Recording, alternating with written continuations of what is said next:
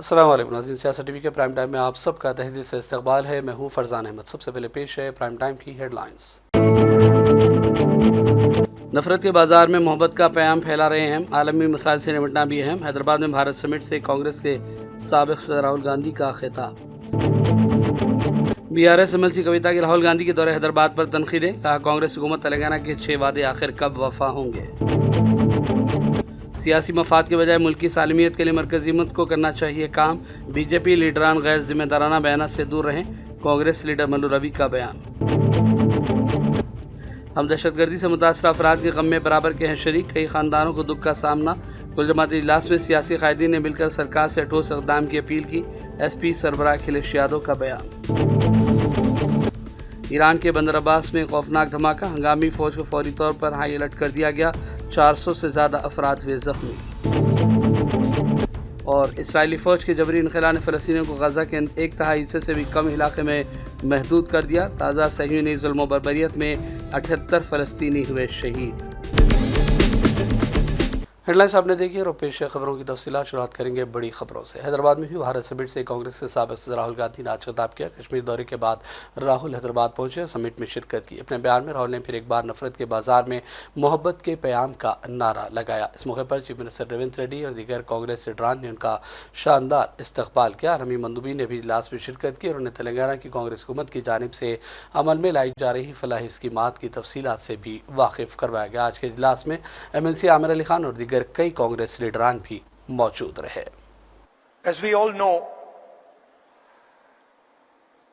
politics, democratic politics, has fundamentally changed across the globe.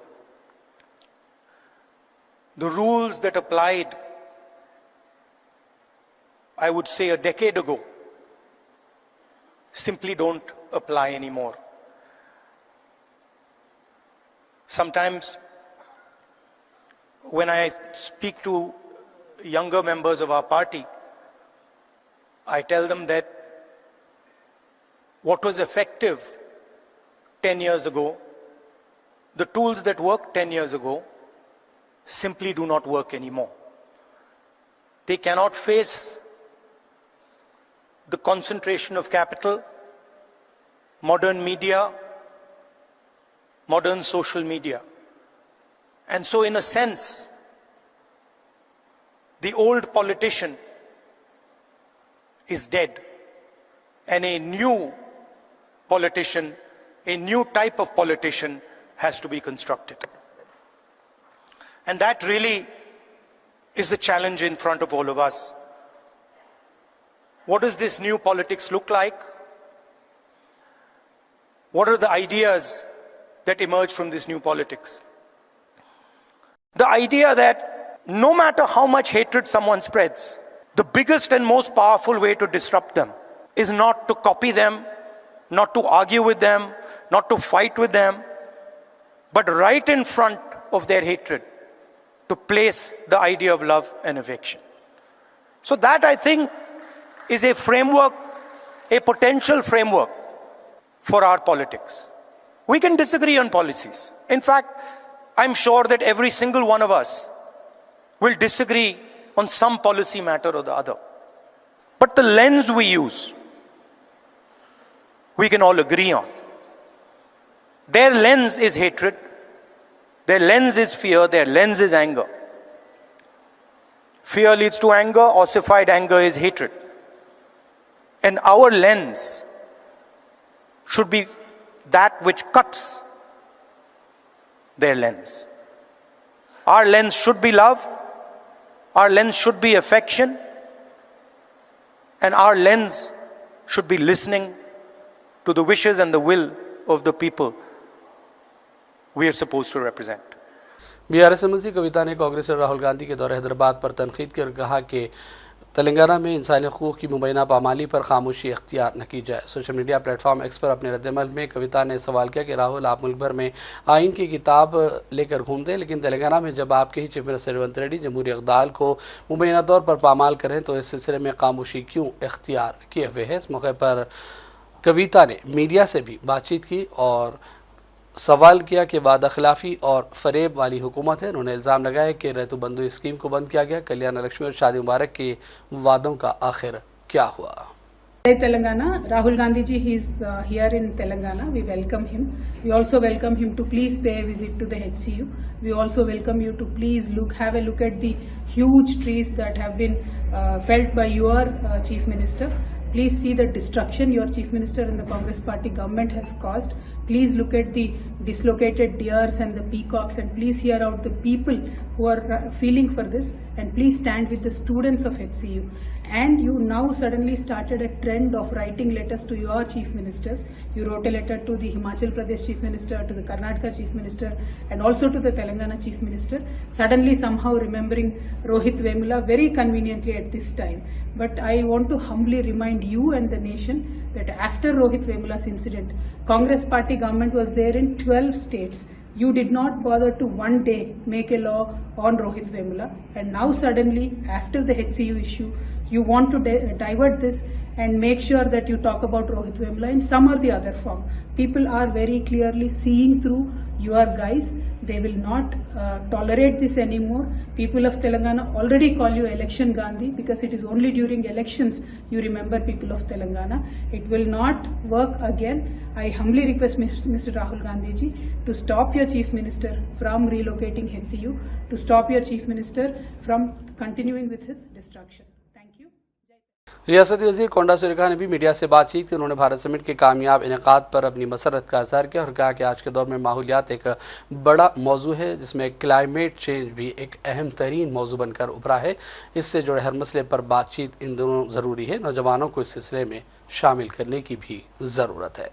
Climate change करने के लिए, और ये पहले बार कांग्रेस पार्टी ने नेहरू जी से टाइम से ये समिट हो रहा, तब से भी चल रहा, और आगे बढ़ाने के लिए राहुल गांधी जी भी ये समिट इधर तेलंगाना में रखा, और आने वाले दिनों में क्लाइमेट को कंट्रोल करने के लिए और अच्छा नेचर लाने के लिए क्या करना, ये हमारा सवाल है पहले, क्योंकि पूरा इंडस्ट्रीज और ये पूरा आके तो हमारा क्लाइमेट तो पूरा खराब हो गए, और हम खाने वाले खाने भी नेचुरल वो नहीं है, और पूरा पेस्टिसाइड से आ रहे, और हमारा हेल्थ भी अच्छा नहीं रह रहे, क्योंकि आने वाले दिनों में और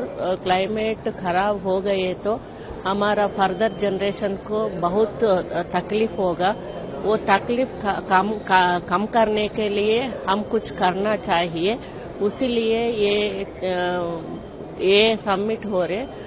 मैं तो एनवायरनमेंट मिनिस्टर हूँ, मैं उस तरफ बात करना चाहती हूँ कि हम लोग पहले ग्रीनरी प्लांट्स, पहले प्लांटेशन बहुत ज्यादा करना, और यूथ को दो लोगों को एनकरेज करना, और कोई क्लाइमेट को खराब करते वो लोगों को टैक्स पे करने के लिए, क्योंकि गवर्नमेंट को कुछ पे करना, ऐसा एक्ट लेना। और हम लोग आने के बाद बहुत कुछ चेंजेस लाए क्लाइमेट के लिए, और आने वाले दिनों में और भी एवरी स्कूल स्टूडेंट को भी क्लाइमेट का क्या है, क्या हो रहा, क्या करना।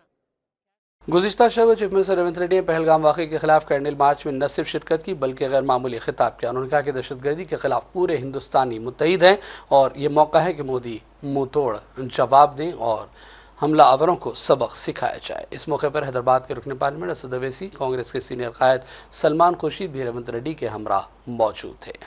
मैं इस मौके पे इस देश प्रधानमंत्री नरेंद्र मोदी जी से एक ही गुजारिश है, ये ऐसे मौके पे जो आतंकवादी अपने देशवासियों के ऊपर हमला किए, ऐसे हमला को हम सब इकट्ठा होकर 140 करोड़ लोग हम सब मिलके मुंह तोड़ जवाब देने का वक्त आए।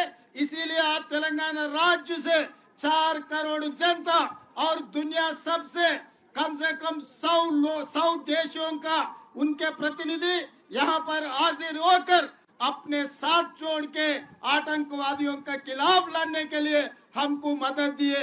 हम लोग सब मिलके इस देश प्रधानमंत्री को हम मदद देंगे।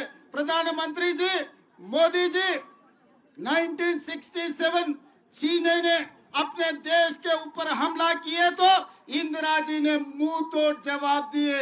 उसके बाद पाकिस्तान 1971 में इस देश के ऊपर हमला किए तो इंदिरा जी ने पाकिस्तान को मुंह तोड़ जवाब देकर एक धक्का में दो टुकड़े किए पाकिस्तान को, एक बांग्लादेश, दूसरा पाकिस्तान।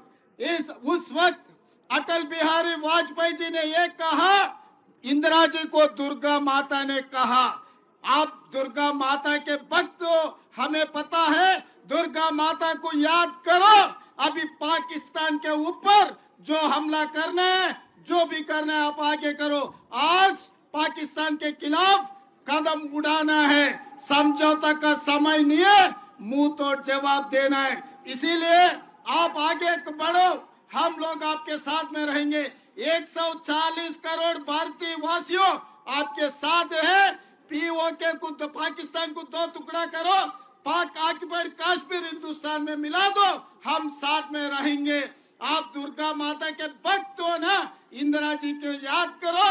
आज जो मुंह तोड़ जवाब आतंकवादियों को देने के लिए हम लोग यहाँ हैदराबाद शहर में, हम लोग नेकलेस रोड में यहाँ इकट्ठा हो गए। हम आपको मदद देंगे। अभी राजनीति करने का समय नहीं है, कोई पार्टी का नाम लेने का समय नहीं है। हम लोग इकट्ठा होना, हम लोग सब भारतवासियों ने 140 करोड़ लोग हम सब इकट्ठा होकर खड़ा होके ये आतंकवादियों को मुंह तोड़ जवाब देना। हम लोग कांग्रेस लीडर मल्लू रवि ने कहा कि हिंदुस्तान पर जब भी दहशतगर्द हमला हुआ, कांग्रेस ने उसकी सख्ती से मजम्मत की है। उन्होंने कहा कि सियासी मफादात के बजाय मुल्क की सालिमियत के लिए मरकजी हुकूमत को काम करना चाहिए। उन्होंने कहा कि बीजेपी लीडरान गैर जिम्मेदाराना बयानात से दूरी इख्तियार करें और संजीदगी का मुजाहरा किया जाए। Congress party stands for India and India's welfare.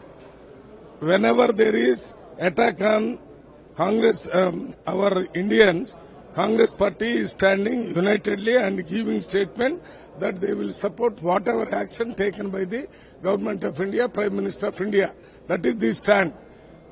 The recent attacks in Pahalgam, we Congress party immediately reacted, from AICC President reacted, Rahul Gandhi reacted, our chief ministers, our leaders, we all have reported saying that we are condemning it and wanted to take a action. It is a attack on India, not on individuals. That is why a chief minister told, you better fight against Pakistan, because Pakistan is encouraging the terrorists and doing all these terrorist activities in India. That is how Congress party is doing. Giriraj or anybody talking is only trying to take some advantage of this incident. It is not to take advantage of this incident. It is to take revenge against this attack on our people. We should not think like that. Everybody is united. Let Giriraj keep silent. Irrespective of party, irrespective of reason, everybody is united. India is one. We wanted to stand unitedly to fight against Pakistan. That is the stand of Congress party. Congress के रुकन parliament Kiran Kumar ने कहा कि BJP लीडरान गैर जिम्मेदाराना बयान दे रहे हैं। उन्होंने कहा कि कांग्रेस की जानिब से एहतजाजी मुजाहरों को लेकर गिरिराज सिंह जैसे लीडरों के बयान अफसोसनाक हैं। उन्होंने भी कहा कि हुकूमत की जिम्मेदारी है कि सलामती उमूर को यकीनी बनाया जाए। The Giriraj Singh ji, the textiles minister, today was talking about Congress party's scandal march. He want to make politics over it, and he want to blame Congress party, still saying that Congress party is trying to support the terrorists. Congress party is showing the solidarity and also uniting, and we are clearly saying that there is no politics in this. India is united to fight against terrorism. This is the slogan what Rahul Gandhi ji has taken. Even it has been taken by our Chief Minister Revanth Reddy ji yesterday night. The thing is, the BJP don't want to digest. Whenever the Congress tries to do such programs to get the people to attention, such leaders like Girirajan ji or any other BJP leader will come and talk something irrelevant to show that, Congress is supporting, terrorists by saying that the past surgical strikes they want the proof for surgical strike there. So yes, definitely we are today asking one thing to the BJP leadership, that this particular, we are united to fight against terrorism, and simultaneously we are blaming the BJP for the failure of the intelligence. So such things should not repeat, and this is the responsibility of the central government. Khadi and village board university के साबिका chairman मौलाना यूसुफ जाहिद अल मज़ाहरी ने वरंगल के सियासत TV के नुमाइंदे निज़ामुद्दीन से बात की। पहलगाम में पेश आए अफसोसनाक वाक़े की पूरी सख्ती के साथ मजम्मत की और कहा कि ऐसे वाक़यात इंसानियत सोज है और पूरे मुल्क को इस पर संजीदगी से गौर करने की ज़रूरत है। कश्मीर में पिछले दिनों जो दर्दनाक वाक़या रोनुमा हुआ है पहलगाम के इलाके में, दहशतगर्दों ने जिन मासूम लोगों को जो अपनी गोलियों को निशाना बनाया और उन्हें खून की भेंट चढ़ा दिया, हम उसकी पुरज़ोर मजम्मत करते हैं और ये वाक़यतन बहुत ही अफसोसनाक वाक़या है। और सेंट्रल गवर्नमेंट से, मरकज़ी हुकूमत से हम पुरज़ोर मुतालबा करते हैं कि इसके जो भी ज़िम्मेदार हैं उसको कैफ़रे किरदार तक पहुँचाया जाए और मालूम किया जाए कि इसके पीछे कौन कौन है, ताकि आइंदा से इस मुल्क के अंदर ऐसे बदनुमा वाक़यात रोनुमा न हों। और इसी तरीके से जो लोग भी जो है जिनको वहाँ पर भून दिया गया अपनी गोलियों के ज़रिए से, हम जो है उनके लवाहिकीन के गम में बराबर का शरीक तस्वुर करते हैं और जो है हम उम्मीद करते हैं कि इस तरह के वाक़यात दोबारा इस मुल्क के किसी भी गोशे के अंदर नहीं होंगे। और हुकूमत से हमारा इस बात का भी मुतालबा है कि बाज़ फ़िरक़ा परस्त लोग इसको बुनियाद बनाकर इस मुल्क की फ़िरक़ा वाराना हम आहंगी को ख़राब करने की कोशिश कर रहे हैं। ऐसा भी नहीं होना चाहिए। इस मुल्क के हिंदू मुसलमान आपस में एक दूसरे के साथ शीर व शकर बनकर रहते हैं, मोहब्बत के साथ रहते हैं और गंगा जमनी तहज़ीब को हमेशा साथ लगाए चलते हैं। उम्मीद करते हैं कि मुल्क की पुरअमन फ़िज़ा बरकरार रहेगी और हम आपस में एक दूसरे के गम को बांटते रहेंगे। बीआरएस ने मुख्तलिफ मकामात से रैलियाँ निकाली। पटनचेरू से भी चलो वरंगल रैली की शानदार शुरुआत की गई। यात्रा के 27 अप्रैल को बीआरएस की सिल्वर जुबली के सिलसिले में वरंगल में बड़ा जलसे-आम होगा, जिसको केसीआर और पार्टी के दीगर लीडरान खिताब करने वाले हैं। एमएलए हरीश राव ने पिंक कार्स को झंडी दिखाकर रवाना किया। इस मौके पर बीआरएस कारकुनों की बड़ी तादाद मौजूद थी। हरीश राव ने मीडिया से भी इस मौके पर बातचीत की। నిజానికి ప్రజలకే కాదు కాంగ్రెస్ వాళ్ళకి ఎక్కువ ఉన్నట్టుంది. కాంగ్రెస్ నాయకులే ఎక్కువ మాట్లాడుకుంటున్నట. ఏం మాట్లాడతాడు బై కేసీఆర్, ఏం చెప్తాడు బై ఈ సభలు అని చెప్పి ఇలా కాంగ్రెస్ నాయకుల్లో కూడా టెన్షన్ స్టార్ట్ అయిపోయింది. ఏం టెన్షన్ స్టార్ట్, మీరు ఏం తంటాలు పడ్డా ఖచ్చితంగా మళ్ళీ వచ్చేది ఈ రాష్ట్రంలో బీఆర్ఎస్ ప్రభుత్వం. 600 అయినా ఈ రాష్ట్రంలో మళ్ళీ బీఆర్ఎస్ ప్రభుత్వం అధికారంలోకి వస్తుంది. ప్రజల ఆకాంక్షలు నిజం చేస్తుంది. शोबे उर्दू इंदिरा दर्शनी गवर्नमेंट कॉलेज के ज़ेर-ए-तमाम उर्दू नावल सिमत और रफ्तार के ज़ेर-ए-उन्वान 2 रोज़ा कौमी उर्दू सेमिनार के दूसरे दिन भी कामयाब प्रोग्राम्स का इनेकाद अमल में लाया गया। ये seminar Telangana higher education council के ताउन से मुनक़िद किया गया। इस मौके पर उर्दू के रिसर्च स्कॉलर्स उस्ताद ने उर्दू नावल के हवाले से अपने मकाले जात पेश किए। हमारे नुमाइंदे फ़हीम अंसारी के मुताबिक तलबा के अलावा रिसर्च स्कॉलर्स और मुहिबान उर्दू की बड़ी तादाद ने इन 2 रोज़ा सेमिनार में शिरकत की। मन कर जाता तो अच्छा था, रज़ा से पहले। एक सियासी लीडर देते हैं जनता को दिला से पहले, लीडर देते हैं जनता को दिला से पहले, यानी वो जहर पिलाते हैं दवा से पहले, यानी वो जहर पिलाते हैं दवा से पहले, यानी वो जहर पिलाते हैं दवा से पहले। आइए खालिस मिर्जा का शेर समाप्त फरमाइए। यानी वो जहर पिलाते हैं दवा से पहले, भूसे लाता ही वो रख देती खता से पहले, भूसे लाता ही वो रख देती खता से पहले, इसलिए जाता नहीं घर में दुआ से पहले, इसलिए जाता नहीं घर में दुआ से पहले, इसलिए जाता नहीं घर में दुआ से पहले। जमीयतुल हुफ़ाज़ क्रिमिनल की जानिब से आज़मीन हज का तरबियती प्रोग्राम तारीख 26 अप्रैल कश्मीर गड्ढा में मुनक़िद हुआ, जिसमें मेहमान खुसूसी हज़रत मौलाना सलाहुद्दीन सैफ़ी ने शिरकत की और ख़िताब किया। इस मौके पर हज ट्रेनर मुफ्ती आसिफुद्दीन नदवी ने प्रोजेक्टर के ज़रिए आज़मीन हज को मनासिक हज के सिलसिले में तफसीली मालूमात फ़राहम की। और बढ़ते हैं चंद कौमी आलमी खबरों की जानिब। SP सबा अकील इरशाद ने कहा कि हम दहशतगर्दी से मुतासर अफराद के गम में बराबर के शरीक हैं। कई ख़ानदानों को इस दुख की घड़ी में मसाइब का सामना करना पड़ा। उन्होंने कहा कि कुल जमाती इजलास में सियासी कायदीन ने मुत्तफ़िक़ा तौर पर सरकार से ठोस इक़दाम करने की अपील की है।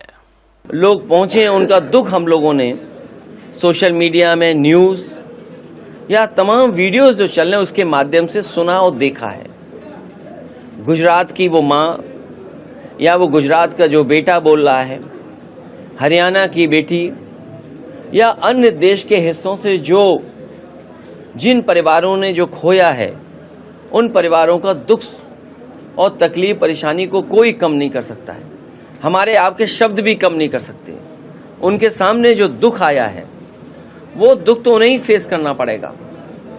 ऐसी घटना न हो, ऐसी घटनाओं का हम सभी लोग मिलकर के निंदा करते हैं। और यहाँ तक जब ऑल पार्टी मीटिंग हुई, सभी दलों ने एक साथ होकर के ये जो घटना हुई है, आतंकवादी घटना, आतंकवादियों ने जो घटना की है, उसके खिलाफ सरकार के फैसलों के साथ खड़े दिखाई दिए हैं। समाजवादी पार्टी का भी मानना है सरकार जो ठोस कदम उठाना चाहती है वो ठोस कदम उठाए।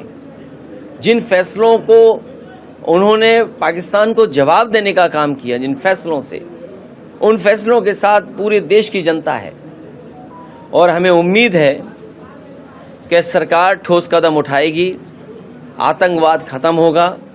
पाकिस्तान या और जो देश उससे मिलकर के जो आतंकवाद को बढ़ावा दे रहे हैं, उनके खिलाफ भारत की मुहिम और तेजी होगी।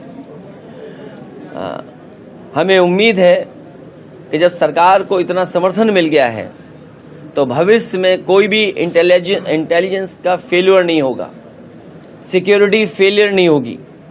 जो पर्याप्त फोर्स होनी चाहिए, जो पर्याप्त आर्मी होनी चाहिए, पूरे देशवासी यही मानते हैं कि भविष्य में कोई घटना ऐसी न घटे, चाहे वो बड़े बूढ़े हों, आम लोग हों, पत्रकार हों, बुद्धिजीवी हों, इस देश के सब चर्चा कर रहे हैं। बूढ़े बुजुर्ग, जो अनुभवी लोग हैं, जो फोर्स के लोग हैं या आर्मी से रिटायर्ड लोग हैं या अलग अलग संस्थाओं में काम करने वाले लोग, हर लोग सुरक्षा की चिंता व्यक्त कर रहे हैं। अब तो बच्चे भी सुरक्षा की मांग कर रहे हैं। बच्चे भी महसूस कर रहे हैं कि सरकार की ये इंटेलिजेंस फेलियर थी और जो सरकार को जितना फोर्स का इंतजाम करना चाहिए था, फोर्स का इंतजाम नहीं किया। महाराष्ट्र के डिप्टी सीएम एकनाथ शिंदे ने पहलगाम में हालिया दहशतगर्दाना वाक़े के दौरान सियाहों को बचाने की कोशिश में अपनी जान देने वाले 20 साला नौजवान सईद आदिल हुसैन शाह के ख़ानदान को 5 लाख रुपए की मादी मदद का ऐलान किया। शिंदे ने न सिर्फ उनके इक़दाम को बेहतरीन करार दिया बल्कि उनके अफराद ख़ानदान के लिए घर तामीर करने का वादा भी किया। इस हवाले से एकनाथ शिंदे ने मीडिया को आज बयान भी दिया। नहीं, देखिए, वो तो ये जात धर्म की बात नहीं है। जो हमारे पर्यटक वहाँ गए थे उनके ऊपर अंधाधुंध गोली चला रहे थे ये आतंकवादी, और उनको बचाने का काम इसने किया और खुद उनकी बंदूक छीनने की कोशिश की ताकि जो टूरिस्ट है उस पर गोली न चले, लेकिन दूसरे आतंकवादी ने आके उनको मार दिया और वो शहीद हो गए। इसलिए आदिल सईद के घर पर मैंने भी उनके परिवार से बात की, उसके भाई से बात की, उनके पिताजी से बात की और हमारे लोग भी वहाँ पहुँच गए। उन्होंने भी उनको, वो एक कमाने वाला लड़का था, युवा लड़का था, उनके परिवार की जो अभी हालत ठीक नहीं है, एक सर्वसाधारण परिवार था, इसलिए शिवसेना की ओर से उनको 5 लाख रुपए की मदद भी हो गई। ये तो छोटी जिम्मेदार, मतलब ये अपना कर्तव्य है। उनका घर भी ठीक नहीं था, घर की हालात भी खराब थी, उसको घर बनाने का अभी निर्णय शिवसेना ने लिया है और ये कर्तव्य भावना रख के ही किया, क्योंकि जात धर्म मजहब अभी वो भी अपने लोगों को जो यहाँ के जो टूरिस्ट है उसको बचाने के लिए उसने जान गंवाई, वो भी तो शहीद हो गए। ईरान की इमरजेंसी ऑर्गेनाइजेशन के तर्जुमान ने कहा है कि बंदर अब्बास में खौफनाक धमाके के बाद हंगामी फौज को फौरी तौर पर हाई अलर्ट कर दिया गया है। अब तक की इत्तला के मुताबिक लगभग 400 अफराद को हॉस्पिटल मुंतकिल कर दिया गया, जबकि 10 एम्बुलेंस और 1 एम्बुलेंस बस जाहिदसा के लिए भी रवाना की गई थी। उन्होंने इस वाक़े की संगीनी से निपटने के लिए खुसूसी इक़दाम का हवाला दिया और कहा कि शिराज का इमरजेंसी डिपार्टमेंट मुकम्मल अलर्ट है और ज़ख्मियों को फौरी तिबी इमदाद के लिए ज़रूरी इंतजाम फराहम किए जा रहे हैं। शहीद रजा एयरपोर्ट हादसे में ज़ख्मियों की तादाद 400 से ज़्यादा बताई गई, जबकि हलाकतों के आदाद शुमार में इजाफे के भी अंदेशे जाहिर किए गए। अक़वाम मुत्तहिदा की इमदादी एजेंसी बराए फ़लस्तीन पनाह गुज़ीर UNRWA ने कहा कि इसराइली फ़ौज की जबरी इनख़ला ने फ़लस्तीनियों को गज़ा के एक तिहाई भी कम हिस्से तक महदूद कर दिया। फ़लस्तीनी महसूर इलाक़े में 7 अक्टूबर साल 2023 से जारी जंग की वजह से सैनी फ़ौज की जानिब से मासूम और निहत्ते फ़लस्तीनियों पर मुसलसल हमले जारी हैं और दूसरी जानिब जबरी इनख़ला भी जारी है। अक़वाम मुत्तहिदा की एजेंसी ने कहा कि इसराइली फ़ौज के जबरी इनख़ला ने फ़लस्तीनियों की ज़िंदगी को इंतहाई मुश्किल कर दिया। इस दौरान इसराइल के गज़ा में किए गए ताज़ा हमलों में मज़ीद 78 फ़लस्तीनी लुक़्मे अजल बन गए, जबकि 168 ज़ख्मी हुए हैं। UN ने कहा है कि नस्ल कुशी और नस्ली ततीर की जारी जंग की वजह से 2 मिलियन से ज़्यादा फ़लस्तीनियों की ज़िंदगियाँ बर्बाद हुई और बुनियादी ढांचा तकरीबन तबाह बर्बाद हो गया है। पोप फ्रांसिस के इंतकाल के बाद से पूरी मसीह दुनिया गम में डूबी हुई है। उनकी आखिरी रसूमात अंजाम दी जा रही हैं। दुनिया भर से कई सरकर्दा लीडरान अहम शख्सियात इटली पहुँचे ताकि तकरीबात में शिरकत कर सकें। अमेरिकी सदर ट्रंप भी मौजूद हैं। यूनिवर्सल कैथोलिक चर्च और तमाम मसीहों से आलमी लीडरान गहरी ताज़ियत और दिली हमदर्दी का इजहार कर रहे हैं।